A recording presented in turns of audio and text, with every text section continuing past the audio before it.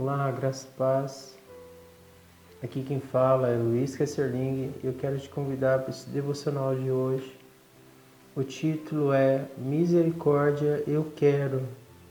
O versículo principal está em Mateus 9:13.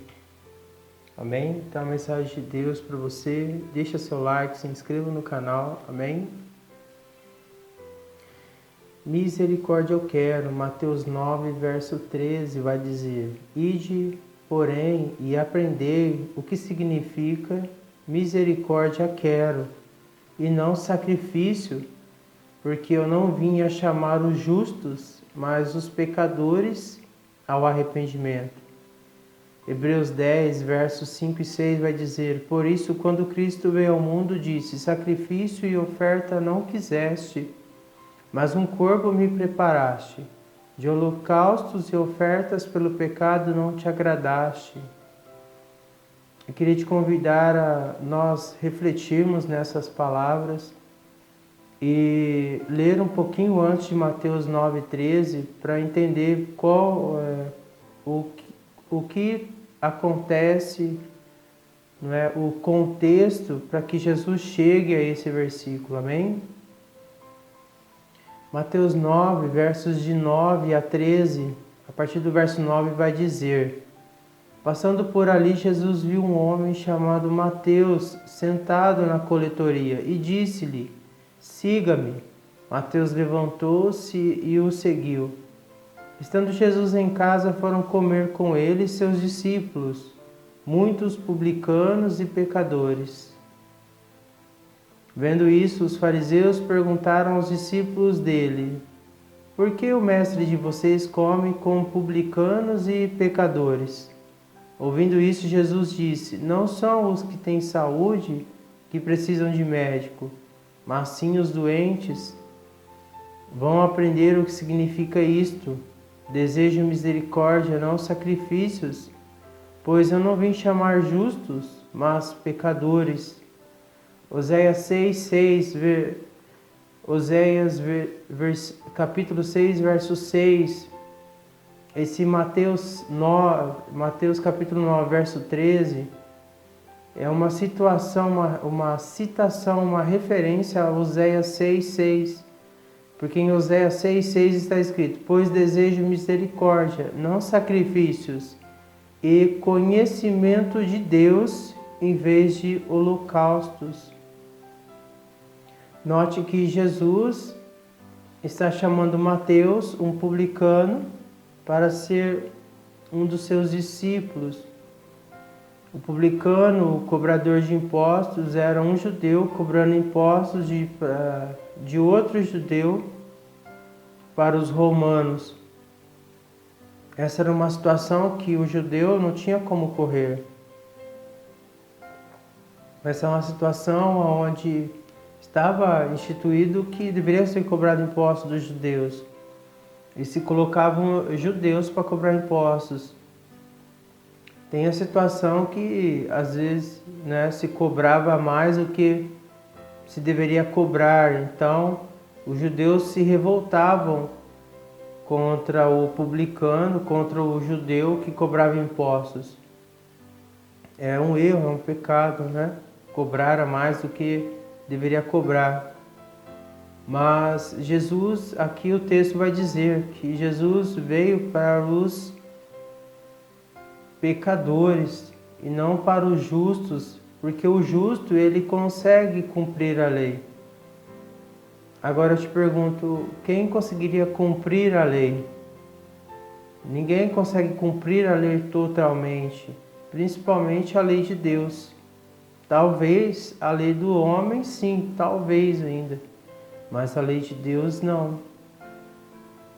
Então, esses fariseus, eles questionam por que Jesus come com pecadores e publicanos. E Jesus vai dizer que eu desejo misericórdia, não sacrifício, pois eu não vim chamar justos, mas pecadores. E Oséias 6,6 ele complementa isso, porque Deus quer misericórdia, não sacrifícios, e conhecimento de Deus, em vez de holocaustos. Os holocaustos, os sacrifícios, é uma dispensação da lei que é anterior à dispensação da graça, a qual nós estamos, aonde diante do seu pecado você vai e apresenta um cordeiro, apresenta um novilho, apresenta a pomba, enfim, você sacrifica algum animal no seu lugar e se arrepende daquele erro e sacrifica um animal e apresenta isso para Deus. Porém, chega um dado momento que esses sacrifícios, esses holocaustos, eles começam a ser um ritual, algo sem sentimento. Por quê? Porque começa a banalizar, não há um constrangimento ao arrependimento. Simplesmente eu errei ou eu vou errar e já vou providenciar um cordeiro, um novilho, algo para ser sacrificado para que seja coberto o meu pecado. Na dispensação da lei, nós não temos o pecado lavado como nós temos hoje. Nós temos o pecado coberto para que não haja a justiça de Deus sobre a pessoa, porque o salário do pecado é a morte, e a morte eterna é a segunda morte. Então, Jesus ele vai dizer que em Hebreus 10, 5 e 6, por isso quando Cristo veio ao mundo disse, sacrifício e oferta não quiseste, mas um corpo me preparaste, de holocaustos e ofertas pelo pecado não te agradaste. A oferta pelo pecado, como eu já venho falando, muitas vezes, com raras exceções, pecado sem S, é o pecado de Adão. E o pecado de Adão sobre o homem, que é estendido para todos, ele é esse pecado de Adão que nos corrompe e faz com que nós tenhamos prazer em pecar, prazer em transgredir as leis do Senhor. Por isso que quando Hebreus 10, 5 e 6 diz que mas um corpo me preparaste, de holocaustos e ofertas pelo pecado não te agradaste. Porque o sacrifício de Cristo, através do seu sacrifício, ele morre por nós, ele é o justo que nos justifica. Então, agora o sangue de Jesus, ele tem poder não para cobrir o pecado, mas ele tem poder para que nos lave do pecado. E nós sendo lavados pelo pecado, agora nós podemos ter comunhão com Deus Pai, nosso Criador, novamente. E uma coisa importante de você saber é que nós julgamos muito Adão por ter pecado, sendo que Adão tinha a presença de Deus todos os dias, conversava com Deus todos os dias. Porém, após nós aceitarmos Cristo e sermos lavados do pecado de Adão, e termos novamente comunhão com Deus, quando nós pecamos, é um ato de desobediência contra a lei de Deus, porque Adão também peca contra uma lei da árvore, do fruto do conhecimento, do bem e do mal, não comerás. Então, é uma lei onde tem uma condenação. E também nós conhecemos a lei e tem uma condenação. Existe uma sentença de aplicação sobre ela. Então, hoje, quando nós apontamos para Adão e dizemos que Adão errou, que Adão não devia errar, nós olhamos para nós mesmos e vemos nós cometendo pecados, desobediências semelhantes ao de Adão, não igual, semelhantes, porque nós agora, lavados pelo sangue de Jesus, temos comunhão com Deus Pai novamente. E basta você fechar a sua porta, entrar no oculto, no secreto e conversar com Deus através da oração. Então, às vezes, nós ficamos atirando pedras em Adão, mas nós cometemos esse erro todos os dias, às vezes o dia todo, que nós pecamos, nós transgredimos a lei do Senhor. E por que eu trouxe essa meditação hoje sobre misericórdia eu quero? E não sacrifícios, porque hoje nós vemos que depois que aceita Jesus, que é lavado no sangue e tudo mais, nós vemos uma condenação por parte de algumas pessoas na igreja. Nós vemos assim, quando um irmão peca, parece que a pessoa tem uma lepra, sabe? Você não pode chegar perto dela, que aquela doença vai passar por você. Algumas pessoas pecam realmente assim, de forma contumaz, né? Ele vai pecando e realmente não se constrange. Mas o que eu queria também levantar é que a verdadeira conversão, o verdadeiro entendimento que você não deve pecar, não é algo que acontece simplesmente quando você levanta a mão e aceita Jesus. Mas a verdadeira conversão, ela acontece a partir do momento que você se coloca na presença de Deus, na presença de Jesus, e ouve as suas palavras e decide praticar as suas palavras. Então você entra no caminho da verdadeira conversão. E muitas pessoas não entendem isso. E muitas pessoas não entram nesse caminho. Aceitam a Jesus por alguma necessidade, por alguma doença, por alguma situação. Ele vai até a igreja, aceita Jesus. E muitas vezes Jesus resolve aquela situação, dando prova que o nome dele é verdadeiro, que ele é um Deus vivo, que ele tem poder, e a pessoa se torna um religioso, ele não se torna um convertido. Por que um religioso? Ele vai na igreja, ele frequenta, ele lê a Bíblia, ele entende da lei de Deus, porém ele não tem misericórdia. Ele é sensível ao pecado do outro, o pecado que ele tem fragilidade, ele é sensível com o pecado do outro. Mas o pecado que ele não comete, ele é insensível ao pecado do seu irmão. Eu espero estar sendo transparente, claro que nós não devemos pecar, nem antes de aceitar Jesus e nem depois que aceita Jesus, porque o pecado é raro alvo. Que alvo? Cumprir a lei de Deus, andar conforme a lei de Deus. Não estou dizendo que você deva pecar, que não tem problema nenhum, porque hoje a salvação, não é?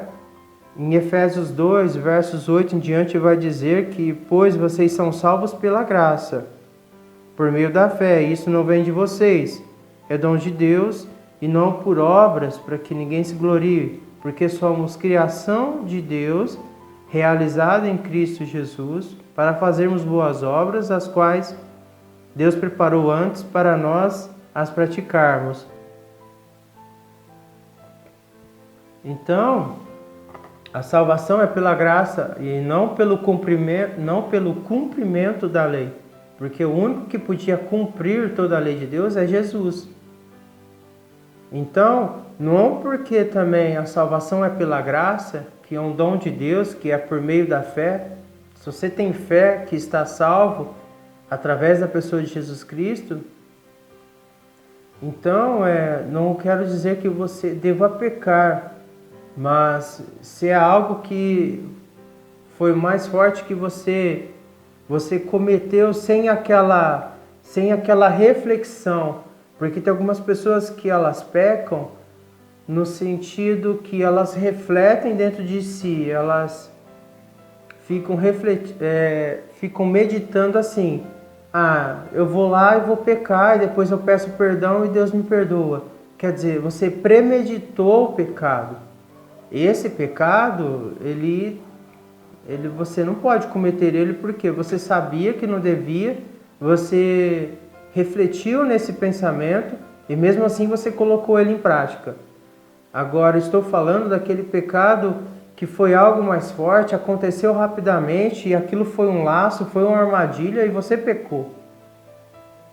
Então você pecou, diante de uma situação dessa, vai, se arrepende. Agora você pecou diante de uma situação onde você meditou naquilo, você também deve se arrepender. Ambos os pecados, eles trazem uma justiça de Deus sobre nós. Qualquer pecado que nós cometermos, injustiça, Deus vai trazer uma sentença sobre nós. Isso é fato, tanto do justo, que é o justificado através de Jesus Cristo, tanto do não justo, que é as pessoas ainda que não estão justificadas em Cristo Jesus. A sentença de Deus vem sobre o justo e o injusto. Porém, o que eu queria nesse vídeo deixar bem claro é que misericórdia, a bondade em ação de Deus, ela é maior, porque eu vejo muito isso hoje. Diante do pecado que as pessoas que têm os patamares mais altos na igreja ou algum irmão que é mais velho acha que pode condenar o outro irmão e afastar, e isso vem matando muitas pessoas, sabe? Vem matando muitas pessoas, porque essas pessoas que têm patamares mais altos na igreja hoje, não vou classificar, mas são pessoas que têm patamares mais altos, às vezes pessoas que têm referenciais mais altos. Você pode notar que no pecado onde ela tem fragilidade, ela tem compaixão. Mas no pecado que ela nunca cometeu, que ela não tem fragilidade, ela age com justiça, age com julgamento. Então a graça veio sobre todos os pecadores, sobre todos os pecados. A graça veio, é um favor de Deus, é um favor imerecido, graça. Jesus morreu por todos os pecados, por todas as transgressões da lei. Não porque estamos no período da graça, vamos sair pecando, porque somos salvos pela graça. Não. Mas se você pecou, aquela situação, aquele laço armado, aquela armadilha, vá diante de Deus, pede perdão pelos seus pecados e continua sua caminhada com Cristo. Não se afaste da igreja, porque todo doente, ele tem necessidade de ir até o médico e fazer a consulta e tomar os seus remédios.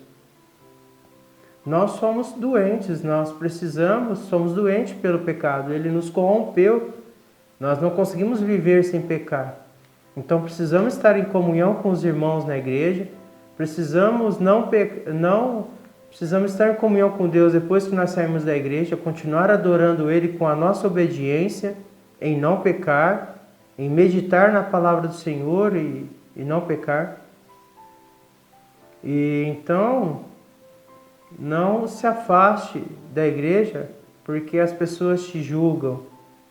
Porque agir com justiça é uma dispensação anterior à nossa, que é a dispensação da lei. Porque na lei você pecou, adulterou, deve ser apedrejado até a morte. A pessoa vai lá e apedreja a outra até morrer. Se fosse para apedrejar e para continuar matando as pessoas, Cristo não teria morrido na cruz. Teria continuado a dispensação da lei. E hoje eu vejo muito apedrejamento, porque você aceitou Jesus, você não pode pecar mais. Você não pode pecar mais. Não estou defendendo que você deva pecar, você pode pecar. Porém, se você não premeditou esse pecado, você não meditou nele, vá, se arrepende e continua a sua vida. Não se afaste de Deus por conta disso. Amém? Independente do que você fez ou do que você faz, Jesus te ama. Se você ainda não aceitou a Jesus, aceite.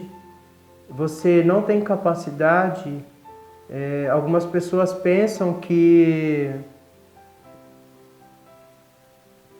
eu vou para a igreja depois que eu deixar um vício, eu vou para a igreja depois que eu deixar de cometer esse pecado, eu vou seguir Jesus depois que eu conseguir não pecar mais. Esquece, você vai ser pecador até a morte, você vai conviver com Deus aprendendo nos seus erros. Esquece que você vai conseguir largar o vício, largar esse pecado, largar essa situação sem Jesus. Então, por isso que nós dizemos, venha como você está. Porém, permita que Jesus trabalhe na sua vida para que você não continue como você está. Porque você não pode continuar como você está. Porque se você pudesse continuar como você está, não teria necessidade de Cristo, Jesus, ter morrido na cruz. Amém? Eu espero que eu tenha sido claro nesse vídeo. Medita um pouco nessas palavras. Amém? Deixa seu like, se inscreva no canal. Fique com Deus.